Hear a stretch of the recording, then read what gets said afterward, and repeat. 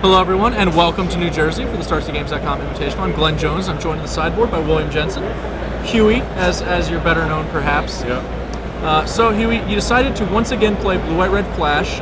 You did well with the deck at the Richmond Standard Open, making top 8 before failing to play some lands and failing to advance. Sure. But obviously, after a successful outing that weekend, it seemed like the ideal deck to come back to for Standard. Yep. I understand that you worked on this list with Matt Costa, or, Costa sent you an email. Yeah.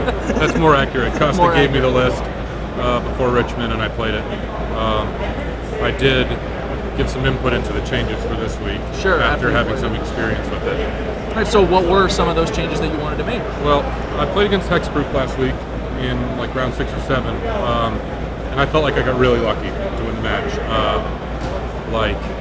It just didn't draw many creatures and whatever, so one thing, and this was actually Matt's suggestion, is we had 2 Celestial Flare in the sideboard this week. Obviously very good against Hexproof, and also gives you something to actually Snapcaster and get some value against Hexproof, which you're sort of lacking. Yeah, they mostly transition into Ambush Vipers against that matchup. And your best card is like Supreme Verdict, which gets expensive to be Snapcastering. So there's that.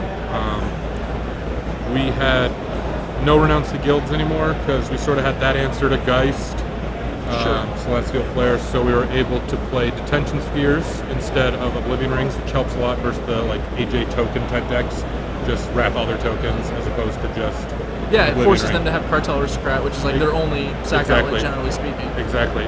Also, because Jund was, we anticipated Jund to be such a popular deck here, we added 2 negates to the sideboard. We cut a Dispel, because Dispel is sort of similar to negate against the control decks. Yeah, right. Yeah, so that makes a lot of sense. So you're just trying to get the margin in the matchup that matters. I wouldn't have expected a lot of Blue-White-Red today anyway. Yeah, right. It's kind of borne out. There is a ton of Jund though. Yes, I saw it everywhere. I didn't actually play against it, but whatever. And then we cut a Thundermaw Hellkite. Last week I had 3 in the sideboard, and I found myself, even in the matchups it was good, not wanting to bring in 3, so independently we both had decided to do that. Alright, so perhaps some of the M14 shifting around just made it, you didn't need those as much, especially when you have some of these new options. One of the cards you were running as well, Ratchet Bomb in the sideboard. Obviously, it can sort of play this Detention Sphere role as well, sweeping tokens and occasionally hitting random other cards. Right. How has it played out for you? Well, I had 2 last week, and they were okay. I boarded it in once against Hexproof, obviously, and once against Green-White Humans.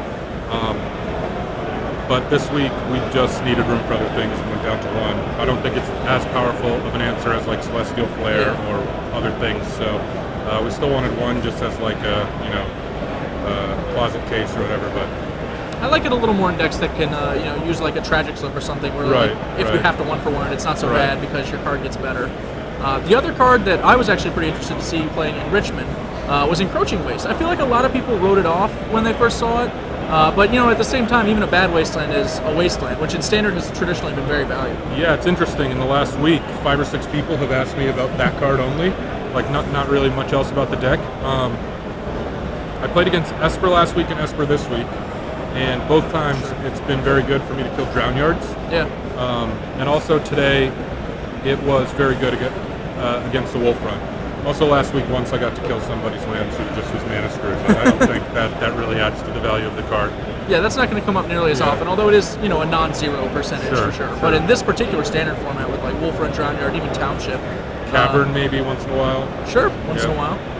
Do you think that use is going to keep going? Once we lose these Innistrad lands, unless Theros brings something pretty sweet, it's going to be mostly playing the role of mana screwing people. Yeah, I doubt. I mean, what's even left? Yeah, Stone nothing. I guess Mutavault is pretty much it. Yeah, I doubt it would see play over colored lands at that point. I don't think there's enough upside, but we'll see. All right. Well, I guess Maze's End enthusiasts, you may be safe soon. You may not have to worry about it.